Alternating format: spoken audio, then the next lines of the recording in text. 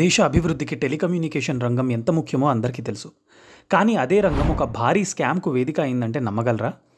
వేల కోట్ల రూపాయల లావాదేవీలు, రాజకీయ నాయకుల ప్రమేయం, ప్రభుత్వ అధికారుల కుమ్మక్కు, దేశ ఆర్థిక వ్యవస్థపై జరిగిన అతిపెద్ద దెబ్బ ఇదంతా 2G స్పెక్ట్రమ్ కుంభకోణంలో జరిగింది. ఈ స్కామ్ వెనుక ఉన్నది ఎవరు? ఏ విధంగా కోట్ల రూపాయలు అప్రజాస్వామికంగా తరలించారు? ఎలా ఒక దేశ ప్రజల నమ్మకాన్ని వంచారు? చివరికి న్యాయం జరిగిందా? లేక నేరస్తులు తప్పించుకుపోయారా? ఇవన్నీ తెలుసుకోవాలంటే ఈ వీడియో పూర్తిగా చూడాల్సిందే. Hi, welcome to our channel. 2010 November 16న భారతదేశ చరిత్రలో ఒక చీకటి రోజు. ఆ రోజు కంట్రోలర్ అండ్ ఆడిటర్ జనరల్ అంటే క్యాగ్ ఒక నివేదికను విడుదల చేసింది. ఆ నివేదికలో ఒక సంచలన విషయం వెల్లడైంది. భారతదేశంలో 2G స్పెక్ట్రమ్ కేటాయింపులో లక్షల కోట్ల రూపాయల కుంభకోణం జరిగిందని ఆ నివేదిక పేర్కొంది. ఈ కుంభకోణం దేశ రాజకీయాలను కుదిపేసింది. అధికారుల అసాధారణ చర్యలు, మార్కెట్ రేటును తక్కువ చేసి లైసెన్సులు ఇచ్చిన తీరుపై అనుమానాలు మొదలయ్యాయి. కొన్ని కంపెనీలు కోట్లలో కాదు, వేల కోట్ల రూపాయల్లో లాభాలను ఆర్జించాయి. ప్రభుత్వ ఖజానాకు అంచనా ప్రకారం 1.76 లక్షల కోట్ల రూపాయల నష్టం వాటిల్లిందని క్యాగ్ నివేదిక వెల్లడించింది. 2G అంటే సెకండ్ జనరేషన్ మొబైల్ నెట్వర్క్. ఇది మొబైల్ టెక్నాలజీలో రెండవ తరాన్ని సూచిస్తుంది. 1991లో GSM టెక్నాలజీ ద్వారా 2G మొదలైంది. Voice calls, messaging, basic internet connection వంటి ఫీచర్లు వచ్చాయి. ఇది గాలి మార్గంలో ప్రసారమయ్యే రేడియో ఫ్రీక్వెన్సీల సమూహం. మొబైల్ నెట్వర్క్ కంపెనీలు ఈ స్పెక్ట్రమ్ను ఉపయోగించి సేవలను అందిస్తాయి. టెలికాం సంస్థలు స్పెక్ట్రమ్ను లైసెన్స్ రూపంలో ప్రభుత్వం నుండి కొనుగోలు చేయాలి. అయితే ఈ ప్రక్రియలో పెద్ద ఎత్తున అవినీతి చోటు చేసుకుంది. 2008లో యూపీఏ ప్రభుత్వంలోని టెలికాం శాఖ మంత్రి ఏ రాజా 2G స్పెక్ట్రమ్ లైసెన్స్లను అక్రమంగా మంజూరు చేశారు. First come first serve policy పాటించకుండా, మార్కెట్ ధరను లెక్కలోకి తీసుకోకుండా తక్కువ ధరకే లైసెన్స్లను ఇచ్చారు. 2001లో నిర్ణయించిన పాత ధరకే 2008లో లైసెన్స్లను ఇచ్చారు.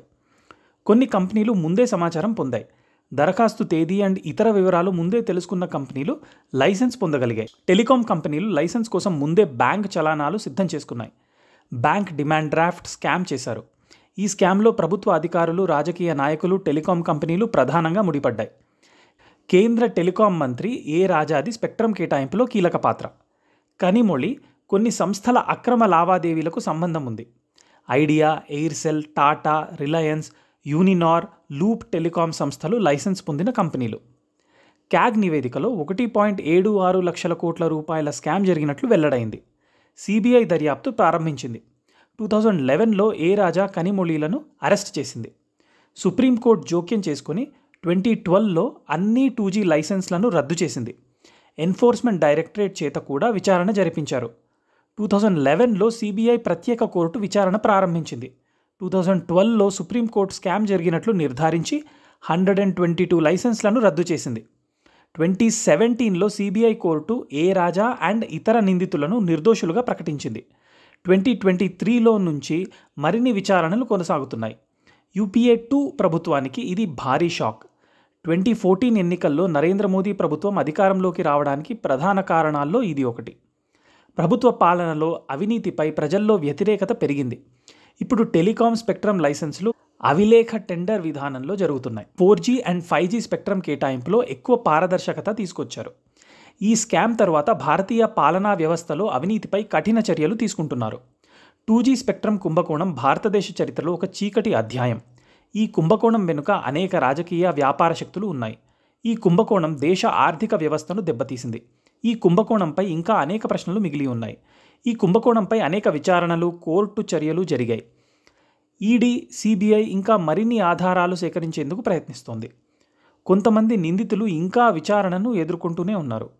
2G స్పెక్ట్రమ్ కుంభకోణం భారతదేశ చరిత్రలో ఒక సంచలనం సృష్టించింది. ఈ కుంభకోణంపై అనేక పుస్తకాలు, సినిమాలు, డాక్యుమెంటరీలు వచ్చాయి. 2G స్పెక్ట్రమ్ స్కామ్ సుబ్రహ్మణ్యం స్వామి ఈ పుస్తకంలో కుంభకోణం యొక్క వివరాలు, దాని పరిణామాలు మరియు రాజకీయ ప్రభావం గురించి వివరించారు. 2G స్పెక్ట్రమ్ కుంభకోణంపై అనేక వార్తా ఛానళ్లు డాక్యుమెంటరీలు ప్రసారం చేశాయి. అవి కుంభకోణం యొక్క వివిధ కోణాలను విశ్లేషించాయి.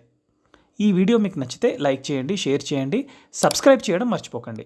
ఇంకా మన ఛానల్లో ఎలాంటి వీడియో చూడాలనుకుంటున్నారో కామెంట్ చేయండి. Thank you.